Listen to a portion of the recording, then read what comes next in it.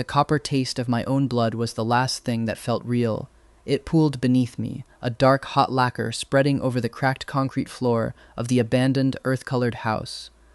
The air in the room was thick with dust, gunsmoke, and the scent of ozone.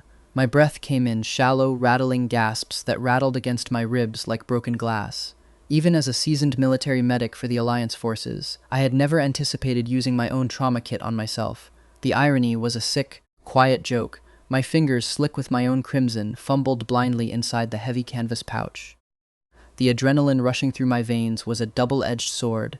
It numbed the worst of the agonizing fire in my side, but it made my hands shake so violently that I could barely grip the sterile gauze. "Come on," I whispered, though no sound escaped my throat. "Just pack the wound. Just stop the bleeding." I forced the coarse white gauze into the jagged tear in my left flank, gritting my teeth so hard I felt the enamel grind. A low, pathetic whimper escaped me, but the moment I managed to tape the pack down, my eyes flickered to my thigh. Another bullet had torn clean through the muscle, a steady dark river of blood staining my torn combat trousers. I don't have enough gauze. I don't have enough strength. My hands grew heavy, turning to lead. My fingers slipped from the roll of bandages, leaving sticky, red smears on the concrete. My eyelids felt as though they were weighted down with iron anchors. The sharp, terrifying pain of the bullet wounds began to recede, replaced by a strange, seductive warmth. My body felt incredibly light, as if the gravity of this war-torn planet had suddenly forgotten me. Then the darkness claimed me. When my eyes opened again, there was no pain. There was no cold floor, no burning in my side, no desperate gasp for oxygen. Instead, I was floating. I was suspended in midair, looking down at a slumped, silent figure dressed in a blood-drenched medic's uniform. The tactical vest was torn open, the medic's Red Cross armband half shredded. It took my mind several agonizing seconds to comprehend what I was seeing. That's me. My own body was propped limply against the bullet-pocked wall, head tilted back, eyes half-closed and glassy. The pool of blood beneath me had stopped expanding. It had settled into a stark, silent lake. A wave of realization washed over me, cold and clear. I'm dead, or I'm dying. The memories of the day rushed back in a torrent. Today was supposed to be a standard, high-stakes surprise attack. Our unit had been tasked with surrounding an enemy insurgent camp to rescue a group of captured military families. The insurgents had recently hijacked an Alliance transport plane, stealing not only lives, but also the highly classified black box containing the deep space coordinates of our defense networks. The little girl, the memory of her tear-streaked face flashed in my mind. I had found her hiding in a utility closet, clutching a small, heavy data drive, the core of the black box, that the enemy had cut out with a power saw. I had stripped off my own heavy ballistic vest, strapped it onto her tiny frame, and told her to run. I had told her to find the tallest, most handsome, saddest-looking alpha at the assembly point. I had told her to find Calvin. Did she make it? Did she give him the drive, the urge to know, the desperate need to ensure her safety, and his pulled at my lingering soul? I drifted through the solid concrete wall of the house, completely unhindered, and floated toward the designated military rendezvous point at the edge of the jungle. From a distance I saw him, General Calvin Vance, the youngest general in the history of the Alliance, a man of legendary tactical genius, unparalleled military achievement, and cold, unyielding steel. He stood at the absolute front of the assembled formation, his dark navy blue combat uniform immaculate despite the dirt and chaos of the battlefield. The stiff brim of his military cap cast a sharp shadow over the upper half of his face, emphasizing the harsh, flawless line of his jaw and the prominent, tense bob of his Adam's apple, even without the oppressive, suffocating weight of his S-class alpha pheromones, which I could no longer physically feel as a spirit. His sheer presence commanded absolute, terrifying authority. "Where is the attending medic?" Calvin's voice sliced through the humid jungle air like a vibro blade. It was sharp, clear, and utterly devoid of warmth. "Step forward." The silence among the ranks was deafening. After a tense beat, a single figure stepped out of the neat lines of soldiers. It was Edward Mercer, an Omega medic, my roommate back at the barracks, and a man who had made no secret of his disdain for me. Calvin paced slowly toward him, his heavy combat boots clicking against the hard earth. Where did Lillian go? Why didn't he return with the primary transport? They were standing close, too close. Even without my physical senses, I knew what Edward was experiencing. At that proximity, The sheer concentration of Calvin's alpha pheromones was inescapable. I remembered it vividly. The last time I had been allowed that close to him, the scent had wrapped around me like a physical entity. It was the scent of a deep, ancient pine forest after a torrential autumn rain, rich, dark, earthbound, and utterly overwhelming. A scent that belonged exclusively to the S-Class Alpha Calvin Vance. I watched as Edward's cheeks flushed a deep, involuntary crimson. He swallowed hard, his eyes flickering under the weight of the general's gaze. I don't know, sir," Edward replied, his voice dropping to a soft, hesitant murmur. He cast his eyes downward, playing the part of the meek, distressed Omega perfectly. "Lillian, he's never been one to follow protocol. He probably got terrified when the firefight started and ran off. He's always been fragile. Is that so?" Calvin's tone remained perfectly flat, his expression unreadable behind the shadow of his cap. He turned on his heel, preparing to walk back to the front of the line. "No, that's a lie!" I screamed, lunging forward to grab the sleeve of Calvin's dark uniform. "Calvin, look at me, I didn't run. I stayed to save the girl. I got the drive." But my fingers passed straight through the heavy fabric of his sleeve, clutching nothing but empty, humid air. I stumbled, spinning around to face him, but he didn't even blink. He couldn't hear me. He couldn't feel me. The realization was a crushing weight. Even after a year of marriage, Calvin didn't know me at all. We had spent less than a handful of nights in the same room. To him, I was nothing more than an administrative error, a biological shackle forced upon him by the Alliance High Council. Alliance regulations were absolute, especially regarding S-Class alphas on the front lines. To prevent the devastating cognitive degradation and battlefield psychosis that often plagued high-ranking alphas, the Council mandated compatible pairings. A stable Omega's presence was a medical necessity to keep their volatile minds rational during prolonged warfare, and I, Lillian Sterling, was a 100% biological match for General Calvin Vance. When the registry notice had arrived, I had felt a childish, foolish surge of hope. My father had died on the front lines years ago, leaving my mother bedridden in an expensive military hospital. The Alliance had promised to cover her astronomical medical bills if I complied with the mandatory union. I would have married anyone to keep my mother alive, but I never expected my assigned alpha to be Calvin Vance, the decorated war hero, the golden boy of the military broadcasts, the S-Class legend. On the day we registered our union in the sterile municipal office, I had been so nervous my knees shook. I had bought a small, humble bouquet of yellow honeysuckles, the flower that matched my own faint, unremarkable pheromone scent, to offer him.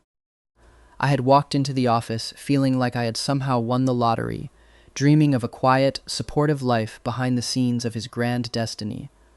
I didn't expect the bucket of freezing water he immediately dumped over my head. The moment the papers were finalized, Calvin didn't look at me. He snatched the flowers from my hand, threw them directly into the gray plastic trash bin, and slid his silver wedding band off his finger, dropping it into his breast pocket. "Don't let anyone in the Alliance know you are my Omega," he had ordered, his voice like dry ice. "Stay away from me. Do your job, and don't do anything pointless to get my attention." I had stared at the yellow flowers resting against the trash liner, my heart shattering into 1,000 quiet pieces. "Yes, General," I had whispered. "For a year I kept that promise. I worked double shifts in the triage tents, washed the blood of strangers from my hands, and ignored the whispers of the other soldiers. But just 24 hours before this current mission, I had completely, utterly screwed up his order. My heat had returned with a sudden, violent vengeance, a full day after the medical suppressants were supposed to have stabilized my system. Delirious, feverish, and driven by the primal S-Class biological pull of our 100% match, I had lost my mind. My body had dragged me down the sterile corridors of the officer quarters, straight to the door of Calvin's private room. I had burst in, trembling, needy, and completely defenseless. The memory of what followed was a blur of heat, sharp pine, and frantic, desperate touches. Calvin had tried to command me to leave, his voice hoarse and furious, but the S-Class compatibility was a trap for him just as much as it was for me. He hadn't marked me, he refused to bind himself to me permanently, but the physical intimacy had been overwhelming. By the next morning, the scent of his S-Class pine pheromones was baked into my very skin, impossible to wash out. When I slunk back to the communal barracks, the other medics immediately noticed. The whispers began instantly. Terrified of ruining his reputation, I had huddled in the cramped barracks bathroom, my fingers trembling as I typed a frantic message to his private terminal. Lillian, General Vance, I am incredibly sorry about last night. I didn't mean to violate your orders. If anyone asks, I will tell them I was in your quarters to deliver critical strategic intelligence from the medical division. I had waited, my heart hammering against my ribs, for over 30 minutes. Finally, a single, devastating line popped up on my screen. Calvin, when the Academy recruited you, did they neglect to test your basic IQ? The words stung like a physical slap. Desperate to appease his anger, I had quickly typed back, in that case, if anyone asks about the scent, I will tell them it belongs to a different alpha. I'll make sure it has nothing to do with you. He had never replied to that message. I assumed he was satisfied with the lie. But from that moment on, his coldness turned into absolute, active avoidance. When we passed in the corridors, he would nod to the lower-ranking Beatus, but his eyes would slide past me as if I were made of glass. Lillian Sterling, report. Respond if you copy. The sudden crackle of the military comms broke my reverie. I looked up. Calvin was holding his tactical communicator to his jaw, his brow furrowed into a deep, frustrated line. Lillian, respond. His voice was rising, carrying a familiar, harsh edge. It was the same tone he had used during the assembly, right before we boarded the armored transports for this mission. I remembered standing at the very end of the line as the soldiers prepped their gear. It was an old, unwritten tradition in the Alliance. The commanding officer would high-five and shake the hand of every soldier boarding the vehicles, a silent gesture wishing them a safe return. I had watched Calvin go down the line, clasping hands with the grunts, his expression stern but supportive. I had wiped my sweaty palms against my tactical vest, waiting, my hand slightly raised, a tentative, hopeful smile on my face. But when Calvin reached me, his hand had smoothly changed trajectory. Without a single pause, he had reached up to adjust the brim of his cap, his dark eyes looking directly through my raised hand and the frozen smile on my face. The rejection had been so public, so effortless. I had slowly lowered my hand, curling my fingers into a tight fist, and gave myself a pathetic, small pump-up gesture to hide the burning shame in my chest. If he had just high-fived me, I thought now, floating right in front of his face, would I have been faster? Would I have avoided that sniper's bullet? Lillian, Calvin's voice on the comms was almost frantic now. This is General Vance. Identify your coordinates immediately. Nothing but static answered him. Calvin's jaw clenched so hard I heard the bone click. He turned to the squad leader standing nearby. Initiate a full-scale sweep of the residential sector. Find the hostages and find the attending medic. If you locate Lillian, bring him to me immediately. Sir, Edward stepped forward, his voice sweet, eyes wide with false concern. The residential sector is heavily mined. Is it really wise to risk our personnel for someone who likely deserted the field? Calvin's head snapped toward Edward, his eyes narrowing into slits of pure S-class alpha fury. Who said anything about desertion, Specialist Mercer? If I hear you spread another baseless rumor about a fellow soldier, I will have you court-martialed before the transport leaves this planet. Edward paled, stepping back quickly. Yes, General. My apologies. I followed the search party as they moved into the dense jungle toward the hostage extraction point. Halfway there, I noticed Edward splitting off from the main group, creeping behind a dense thicket of broad-leafed ferns. Curious, I drifted after him. Through the leaves, I saw her, the little girl I had rescued. She was huddled under a hollowed-out log, clutching the small metal data drive to her chest like a lifeline. She was terrified, her tiny face smeared with dirt and dried tears. Hey! Edward's voice was a sharp whisper as he stepped into the clearing. I see you! Come out! The little girl gasped, scrambling out from under the log and trying to run, but her small legs were no match for a trained soldier. Edward caught her within 3 meters, tackling her gently but firmly to the ground. In the scuffle, the heavy data drive slipped from her fingers, clattering onto the damp leaves. Edward's eyes locked onto the drive. He picked it up, his eyes widening as he recognized the high-grade military encryption markings. Where did you get this? An Omega brother, the girl sobbed, her little voice shaking. He had a red cross on his arm. He gave me his heavy jacket and told me to run. He told me to give this treasure to General Vance. He's hurt, he's bleeding so much in the old house. Please. You have to save him. Edward's expression shifted. A dark, calculating look crossed his face. He quickly clamped his hand over the little girl's mouth, glancing around the quiet jungle to ensure no one was watching. Listen to me very carefully, Edward whispered, his voice dripping with false gentleness. I know General Vance.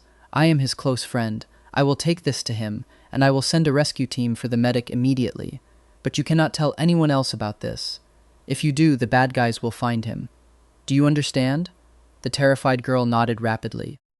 Edward released her, calling over a nearby extraction officer to lead her to the civilian transport, while he pocketed the data drive with a smug, satisfied smile. You snake, I hissed, lunging at Edward, wishing more than anything that my ghostly hands could wrap around his throat. You absolute coward! He's going to let me die! I floated behind Edward as he ran back toward the command post, his face flushed with excitement. General! Edward called out, waving the drive in the air as he approached Calvin. I found it. I managed to retrieve the black box data drive from the enemy's perimeter. Calvin's head snapped up, his eyes instantly locking onto the metal casing. He snatched it from Edward's hand. Where did you get this? Was Lillian with you?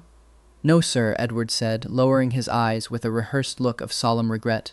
I found it discarded near the northern tree line. The insurgents must have dropped it during their retreat. As for Lillian, there was no sign of him. I fear he may have used the chaos to slip away. No, Calvin, don't believe him, I yelled, standing right between them, my face inches from Calvin's. He's lying. The girl gave it to him. I'm still in the house at the edge of the sector, but Calvin merely stared at the drive in his palm, his expression growing darker, colder, and more detached. I see, Calvin said, his voice barely a whisper. Good work, specialist. Prepare for departure, sir, Edward said, stepping closer, his scent of artificial lavender trying desperately to mimic a compatible match. If my contribution today is deemed worthy, may I ask a personal question? Calvin didn't look at him. Speak. When the war is over, and your mandatory union is dissolved, what kind of Omega do you think you'll marry? The question hung in the humid air, heavy and sharp. I stood there, frozen, waiting for the blow. Calvin looked toward the distant civilian transport planes, his eyes softening for a brief, agonizing second. Someone I love, he said quietly. Someone I choose. Hearing those words, a strange, peaceful emptiness washed over me. Of course, I thought, looking down at my transparent, useless hands, he deserves that. He deserves to choose. I was just a biological prescription he was forced to swallow. It's time to let go, General. A breathless sergeant ran into the clearing, interrupting the silence. The civilian transport is fully loaded. But there's a little girl at the back. She's refusing to board. She's causing a massive scene, demanding to see you. Calvin frowned, pocketing the drive. Lead the way. I floated alongside them as they marched to the landing pad. The little girl was screaming, fighting against the hold of 2 flight medics. The moment she spotted Calvin's towering figure, she broke free, running straight toward him and grabbing the hem of his dark blue uniform coat. You're General Vance, right? She sobbed, looking up at him with fierce, tear-filled eyes. Calvin crouched down, his movement surprisingly gentle as he met her eye level. I am. What's wrong, little one? The girl reached into her pocket and shoved a small, crumpled piece of fabric into his large palm. The medic brother who saved me, he put his heavy vest on me. This fell off the chest. He told me to give you the treasure, but that mean man. She pointed a shaking, angry finger directly at Edward, who was standing behind Calvin. That man took the treasure and promised to save him, but he didn't. He left him there to bleed. Calvin's eyes drifted down to the fabric in his hand. It was a standard-issue military ID patch, ripped from the chest of a ballistic vest. Printed on the fabric in stark, black block letters were the numbers, 96511, and beneath the serial number, the name Lillian Sterling. Calvin's entire body went rigid. The color drained from his face so fast he looked like a corpse. His fingertips, usually so steady on the trigger of a rifle, began to tremble violently. Lillian, Calvin whispered, the name slipping from his lips like a broken prayer. Where did you get this? He's in the old house, the girl screamed, tears streaming down her face. He was covered in blood. He told me you were the tallest, most handsome, saddest alpha, and that you were angry with him. Please don't be angry with him anymore. Go save him, Calvin's head snapped up. His eyes were no longer dark. They were a burning, bloodshot S-class red. The sheer force of his S-class alpha aura flared, a sudden, suffocating wave of pure, primal pressure that made every beta and omega in the immediate vicinity drop to their knees, gasping for air. He locked his gaze onto Edward, who was trembling so hard his teeth were chattering. You, Calvin roared, his voice vibrating through the very ground. Every unit, move into the residential sector now. If he is dead, God help you all. The search was a frantic, chaotic race against time. Calvin ran at the absolute front, abandoning all tactical caution. He navigated the winding, earth-colored alleys of the residential sector like a man possessed, ignoring the warnings of landmines and traps. "Lillian!" he screamed, his voice cracking. "Lillian, respond!" I floated beside him, watching the sheer panic etched into every line of his face. "Why are you running like this?" I wondered silently. "You wanted to dissolve the marriage anyway. If I die, you're free." Suddenly, a massive explosion rocked the alley ahead. A tripline mine had been triggered by the wind or a stray animal. The blast threw Calvin backward, slamming him into a concrete wall. "Calvin!" I cried out, reaching for him in vain. He scrambled up from the dirt, blood trickling from a deep gash at his temple, completely ignoring the pain. He lunged through the shattered doorway of the very house where my body lay. He collapsed to his knees in front of my slumped, silent form. His hand hovered over my neck, trembling so violently he couldn't even bring himself to touch my carotid artery. He stared at the dry, dark pool of blood, his chest heaving with ragged, terrified breaths. "No. No, no, no," he whispered, his voice cracking into a sob. "Lillian, please, don't do this. Don't do this to me." He didn't follow standard medical protocol to check for a pulse. Instead, he grabbed the discarded bandages from my hand and began wrapping my leg with frantic, clumsy movements. He swept my cold, lifeless body into his arms, crushing me against his chest as if he could force his own warmth back into my skin, and sprinted out into the light. The ride in the armored transport back to the base hospital was a nightmare of silence and desperation. Calvin sat on the floor of the vehicle, my head cradled gently in his lap. He had thrown Edward to the far corner of the cabin, refusing to let the other medic even look at me. "Get the hemostatic spray!" Calvin roared at the squad leader, his hands covered in my dried blood as he cut away my torn uniform shirt. His fingers were shaking so badly he dropped the medical canister twice, wasting the precious powder on the floorboards. "Sir," the squad leader whispered, his eyes wide with fear. He has no pulse. The pupils are dilated." "Shut up," Calvin screamed, his voice a raw, animalistic sound. "Apply the pressure. He's not dying. I didn't give him permission to die." I sat on the bench opposite them, next to the weeping little girl, watching the man who had once told me to stay away from him hold my lifeless body as if it were the only thing keeping him anchored to the earth. "It's too late, Calvin," I thought, reaching out to touch his dirty, tear-stained cheek. My ghostly fingers felt a faint, momentary warmth, but nothing more. I'm already gone. At the base hospital, my body was rushed into the red zone trauma bay. Calvin stood outside the frosted glass doors, his uniform soaked in my blood, staring blankly at his own hands. Around him, the hospital corridor was filled with the chaotic joy of the rescued families. Omegas were throwing their arms around their alpha partners, weeping with relief, kissing and whispering promises of a peaceful future. The contrast was a cruel, mocking theater. Calvin watched them, his expression utterly vacant, until his knees finally gave out. He collapsed onto the cold linoleum floor, burying his face in his blood-stained hands, and let out a pained, guttural howl that echoed through the entire medical wing. "What about my Omega?" he cried, his voice breaking into 1,000 jagged pieces. "Lillian, Lillian, please, don't leave me." The door to the trauma bay opened, and a weary-looking beta surgeon stepped out, looking around the corridor until his eyes fell on the collapsed general. "General Vance," the surgeon said softly, his voice heavy with professional regret. We have tried everything. His heart has been stopped for over 40 minutes. There is no brain activity. We are preparing to call the time of death. Is there any next of kin we should notify?" Calvin stared at him, his S-class red eyes wide with absolute shattered denial. "No, no. You're lying. He's not dead." Suddenly, a strange, terrifying phenomenon began to occur. A faint, brilliant blue light began to emanate from Calvin's skin, the visible physical manifestation of S-class alpha pheromones reaching a critical, fatal density. The air in the corridor grew incredibly heavy, the temperature rising rapidly. "He's going into a forced S-class rut," a nurse screamed, sounding the alarms. "Evacuate the corridor! Get the suppressants!" Alphas and Omegas in the hallway scrambled for the exits as the oppressive, suffocating scent of wild, burning pine flooded the air. It wasn't the scent of a peaceful forest anymore. It was the scent of a forest fire, devouring everything in its path. Calvin ignored the medical staff trying to inject him with heavy suppressants, tossing them aside with monstrous, feral strength. He dragged himself to the heavy wooden door of the trauma bay, pressing his forehead against the cold surface, his voice a desperate, dying roar.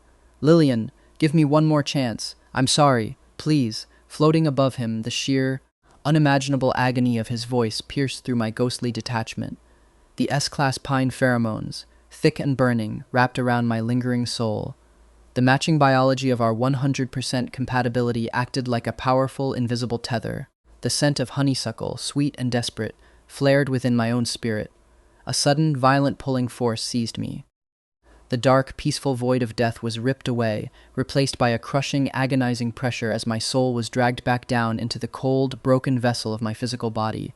A single, sharp beep echoed from the cardiac monitor, then another, and another. When I finally opened my eyes, the stark, white ceiling of the military hospital ward was the first thing I saw. My chest felt as though a heavy vehicle had parked on it, and every breath was a battle against the deep, dull ache in my side. Lillian. The voice was deep, resonant, and carried the weight of decades of command. I turned my head slowly, my neck stiff and screaming in protest. Sitting in the chair beside my bed was Commander Warren Vance, the Supreme Commander of the Alliance Forces, Calvin's father, and the man who had delivered my father's memorial flag to me 16 years ago.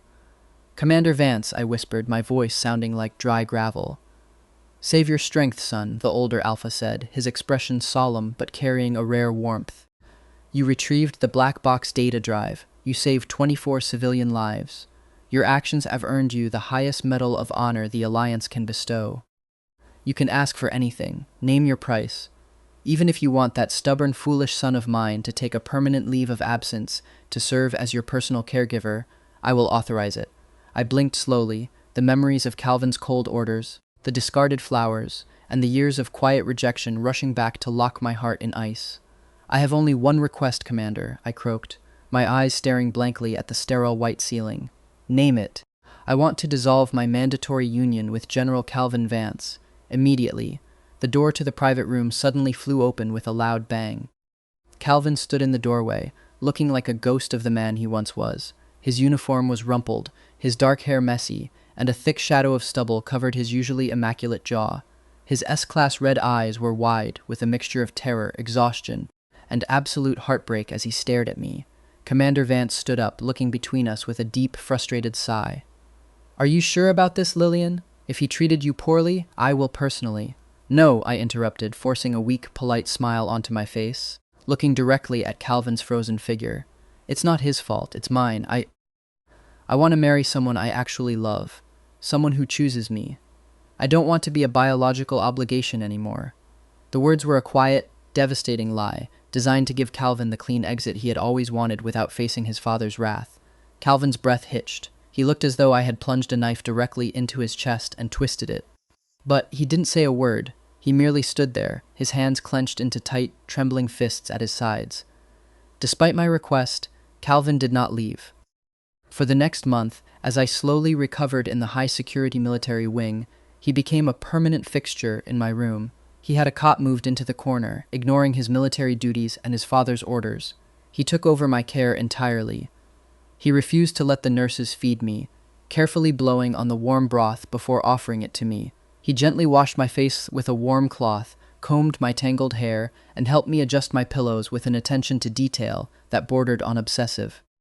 Whenever the pain in my side or my thigh grew too intense, he would quietly sit beside me, releasing a controlled, incredibly gentle wave of his S-class pine pheromones, not the burning fire of the rut, but the soft, soothing mist of a quiet rainforest. It wrapped around my senses, instantly dulling the physical pain and lulling me into a peaceful sleep. "He's just doing his duty," I kept telling myself, hardening my heart against the sweet, addictive pull of his care. "He's a soldier. He feels guilty because I almost died on his watch. Once I'm discharged, this will end." One late night, the hospital room was silent save for the rhythmic hum of the medical monitors. I woke up to find Calvin sitting close to the edge of my bed, his dark eyes fixed on my face, silently counting my breaths. "Are you uncomfortable?" he asked, his voice low and incredibly gentle in the darkness. "General," I sighed, staring up at the shadow of his silhouette. "You don't need to do this anymore. I've already submitted the paperwork to the High Council. The union will be dissolved next week. You don't have to play the part of the dutiful alpha. Calvin leaned forward, his brow furrowing. Do you truly think I am doing this out of duty, Lillian? What else would it be? I asked, struggling to sit up. Before I could strain my stitches, Calvin's large, warm hand pressed gently against my shoulder, guiding me back down. His palm was dry, rough with calluses, and the sheer warmth of his touch sent an involuntary shiver straight to my core. He placed his entire hand over my forehead, his fingers covering half my face, holding it there for a long, quiet moment. Your hand is too warm, General, I whispered, my cheeks burning with a sudden, betraying flush. Please take it off. Instead of pulling away, Calvin leaned down, his shadow completely enveloping me. He pressed his soft, cool lips gently against my temple, holding them there as if checking my temperature in the most intimate way possible. You don't have a fever, he murmured, his breath warm against my skin, making my ears tingle. He slowly straightened up, his eyes dark with an emotion I had never seen in them before. Sleep, Lillian. We will talk when you are fully healed. A month later, I was officially discharged. I returned to the military barracks to pack my belongings, only to find my old shared dorm occupied by 2 new Alpha recruits. As I stood in the corridor, holding my crutch, Calvin appeared behind me, carrying my heavy duffel bag. The barracks have been reassigned due to the arrival of the civilian families, Calvin said, his voice flat. You're living with me now. My quarters have a private medical lift. I stopped on the concrete landing of the stairs, turning to face him. I took one step up, forcing myself to be at eye level with the towering Alpha. No, General, I said, my voice quiet but absolute. We are getting divorced. Living together is inappropriate. I don't want to be dependent on your pheromones anymore. Calvin's jaw tightened. The barracks are full. There are no other vacant rooms on the base. Then I will go into the city, I replied, reaching for the handle of my duffel bag. My leg is no longer fit for field service. I've accepted a position at the civilian military hospital in the city center, and I've been accepted into their medical graduate program. I can stay in a hotel until I find an apartment. Calvin stared at me, his eyes wide with shock. He didn't let go of the bag. Lillian, please, you don't have to leave the military. I want to, I said, offering him a polite, distant smile. I want a normal life, Calvin, one that I choose. He insisted on driving me to the city, checking me into a hotel near the hospital, and paying for a week's stay. After dropping my bags, he stood in the small entryway of the hotel room, looking incredibly awkward and out of place. Your leg, Calvin said, his voice stiff. You haven't had your daily physical therapy massage. The muscle will tighten. I am a medic, General, I said, opening the door for him. I can manage my own physical therapy. Thank you for the ride. You should head back before the checkpoints close. Calvin didn't move. He stood there like an immovable mountain. You need a hot compress first. The pressure must be precise. Calvin, I said, my patience wearing thin. I will let you stay under one condition. His eyes lit up with a sudden, desperate hope. Name it. Come with me to the High Council Registry office tomorrow morning at 9. Let's sign the dissolution papers and end this. The moment the word divorce left my lips, Calvin's expression shut down. He suddenly looked at his terminal, fake-checking a notification. I have an urgent strategic briefing tomorrow morning. I cannot make it. And so, the pattern began. For the next 2 weeks, Calvin was suddenly the busiest man in the Alliance. Every time I texted him to set a date for the registry office, he would reply with excuses of military audits, border skirmishes, or council meetings. Yet, he would send me daily, meticulous text messages asking about my meals, my leg, and my sleep schedule. I had been working at the city hospital for 3 weeks when Calvin suddenly appeared in the clinic hallway.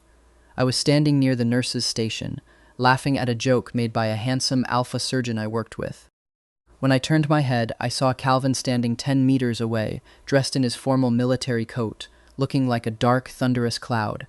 His eyes were locked onto the alpha surgeon with a look of pure, murderous intent. I quickly bid farewell to my colleague and walked over to Calvin, my clipboard pressed against my chest. Are you finally here to sign the papers, General? I asked. Calvin's face flushed a strange, dark red. He coughed into his hand. I am ill. I came to see a doctor. You drove 2 hours to a civilian military hospital for a common cold? I asked, tilting my head, a dry smile on my lips. There are 3 fully staffed medical bays at the base, Calvin. Go register at the front desk. I am a trauma surgeon. I don't treat sniffles. I turned to walk back to my office, but his large hand reached out, gently but firmly grasping my wrist. "Lillian," Calvin whispered, his voice cracking with a raw, painful vulnerability. "Please, I just wanted to see you." I looked down at his hand on my wrist, then back up into his desperate eyes. "General, please. Let's not do pointless things anymore." I pulled my wrist free and walked away. 2 days later, the emergency bay doors flew open. "We have a high-priority trauma," a paramedic yelled. General Vance's convoy was ambushed near the city limits, shrapnel wound to the right arm. I rushed into the trauma bay to find Calvin sitting on the edge of a gurney, his uniform sleeve torn away, revealing a deep, horrific gash that exposed the white of the bone in his upper arm. He was bleeding profusely, the copper scent of S-class alpha blood mixing with a wild, distressed scent of pine that filled the entire room. Despite the agony he must have been in, his eyes immediately locked onto me as I entered the bay. "Specialist Sterling," the chief of surgery called out.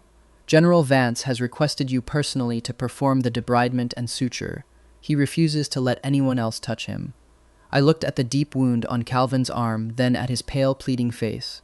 My heart clenched, but I forced myself to remember the yellow flowers in the trash bin. "My apologies, Chief," I said, my voice perfectly professional. "I have an emergency appendectomy scheduled in 5 minutes. Dr. Miller is highly qualified. He will handle the general." I turned and walked out of the room, ignoring the sudden, desperate spike of pine pheromones that chased me down the hall. The next day, I submitted my application for a voluntary medical deployment to the Southern Front, the most unstable active war zone on the planet. I knew it was dangerous, but I needed to get away from the suffocating, relentless pull of Calvin's regret. The morning my transfer was approved, I sent him a final, absolute message. "Lillian, I am deploying to the Southern Front tomorrow evening. Meet me at the High Council Registry office tomorrow morning at 8 o'clock. If you do not show up, I will have the council issue a unilateral abandonment decree." An hour passed. 2. No reply. I dialed his private terminal. He picked up on the second ring, his voice sounding completely breathless, as if he had been running. "Lillian, General, do you have time tomorrow morning?" I asked coldly. "Are you leaving because of me?" Calvin interrupted, his voice shaking. "The Southern Front is a meat grinder, Lillian. The insurgent activity there is at an all-time high. I will agree to anything you want. I will sign whatever you want. Just don't go to the South, please." "I am going, Calvin," I said, standing in the quiet emergency stairwell of the hospital. "And yes, it is because of you. I can't breathe here. Lillian?" A sudden echo of his voice bounced off the concrete walls of the stairwell. I blinked, looking down the spiral stairs. Calvin was standing at the landing below, looking up at me, his face pale, his right arm wrapped in thick white bandages that were already seeping a stark, fresh crimson. He had run straight from his hospital bed to find me. "Don't go," he whispered, his eyes filling with tears. "I'm begging you. Can we sign the papers tomorrow?" I asked, my voice cracking under the weight of his gaze. Calvin's lips trembled. He closed his eyes, a single tear slipping down his cheek. "Actually, I know what you told Edward." I cut him off, the old pain rising in my chest like a physical wall. "You told him you wanted to marry an Omega you loved. You didn't want anyone to know I was yours. You thought I was a coward who ran away. So please, Calvin, let's stop doing pointless things." Calvin stared at me, his mouth opening and closing, but no sound came out. Finally, his shoulders slumped in absolute crushed defeat. "Okay, I will be there tomorrow, at 8. I'll sign them." "Thank you," I whispered, turning to walk up the stairs. Behind me, his voice drifted up, small, broken, and heavy with 16 years of unsaid truths. "I'm sorry, Lillian." The next morning, I stood in the lobby of the High Council Registry office. 8 o'clock came and went. 9, 10. I sat on the plastic chair, my chest tight with a mixture of anger and despair. He lied to me again, I thought, clutching the manila folder containing the dissolution papers. He's just playing games to keep me here. At noon, my terminal buzzed. It was Calvin's personal military aide, his voice choked with heavy, wet sobs. "Specialist Sterling, please. You have to come to the base hospital." The general, he was in a horrific car accident on his way to the city. An insurgent remnant cell attacked a civilian transport near the highway. The general diverted his vehicle to ram the attackers. He saved the civilians, but his car rolled over the cliff. "Stop lying to me!" I screamed into the terminal, my eyes burning with angry tears. "Tell the general that his childish, manipulative tricks are pathetic. Tell him to get here and sign the papers now." "He's not lying, Lillian," the aide sobbed. They said he isn't going to make it. His chest, it was crushed. The terminal slipped from my fingers, clattering onto the polished floor of the registry office. The world went completely silent. I scrambled to my feet, ignoring the pain in my leg, and ran out of the building. I hailed a military transport, my heart hammering against my ribs so hard it felt like it would break through my chest. No, no, no, this can't be happening. When I burst through the doors of the base hospital's emergency wing, the atmosphere was chaotic. Alphas and betas were running down the halls, carrying blood bags and sterile trays. I grabbed a passing nurse by the shoulders. "Where is General Vance?" I roared. "Operating room 4, she gasped. "But you can't go in there." I threw the doors of operating room 4 open, and a wall of pure, suffocating pine pheromones hit me like a physical blow.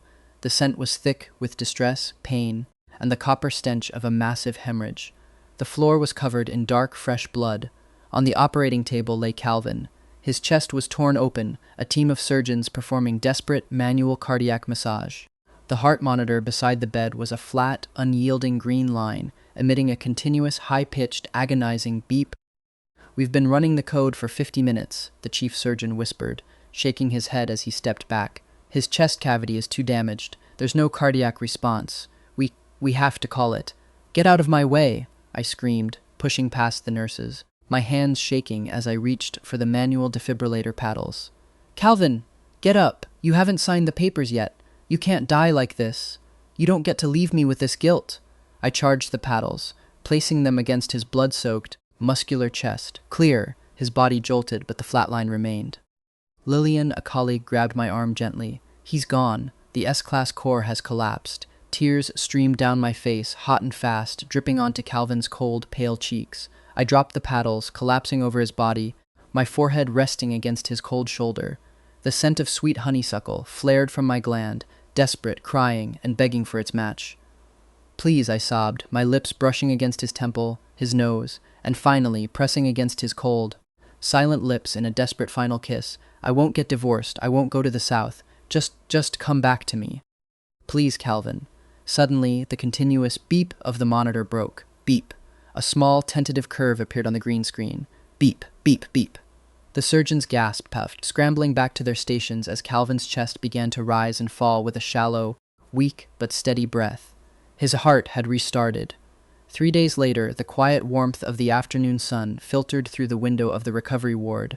Calvin slowly opened his eyes, his gaze immediately finding me sitting in the chair beside his bed, my hand resting on the edge of his mattress. His face was still incredibly pale, but the S-Class red in his eyes had faded back to a warm, deep brown. "Lillian," he whispered, his voice incredibly weak. You're still here." I wiped a stray tear from my cheek, trying to look stern. "Of course I am. You nearly died, you idiot. But now that you're awake, as soon as you can walk, we are going to the registry office." A tiny, weak, but incredibly charming smile tugged at the corner of Calvin's lips. He closed his eyes, then opened them, looking at me with absolute, unyielding warmth. "You're going back on your word, Specialist Sterling," he murmured. "What?" I frowned. "In the operating room, when my heart stopped." "I heard you," Calvin whispered, his fingers slowly sliding out from under the sterile white sheets. "You said, if I came back, we wouldn't get a divorce." My face flushed a brilliant, burning crimson. You were technically dead. That doesn't count. You went back on your word first," Calvin countered, his voice growing stronger, a soft, teasing light in his eyes. "You promised to stay away from me, yet you saved my life twice. I saved yours. We are officially even." He slowly raised his right hand, his pinky finger extended toward me. "Hello," he said softly, his eyes locked onto mine with a depth of love and choice that had nothing to do with the High Council. "I am Calvin Vance, the Alpha the Alliance Council mandatorily paired you with, and I am incredibly, profoundly grateful that you are my Omega." I stared at his extended pinky, the ice around my heart finally, completely melting into a warm, gentle spring. I reached out, wrapping my own pinky finger around his, our hands locking together in the quiet, warm light of the afternoon. "Hello?" I smiled, a single, happy tear escaping my eye. "I am Lillian Sterling. The Omega the Alliance Council mandatorily paired you with, and I am still very, very angry with you." "As you command," Calvin whispered, his fingers tightening around mine. "I have the rest of our lives to earn your forgiveness."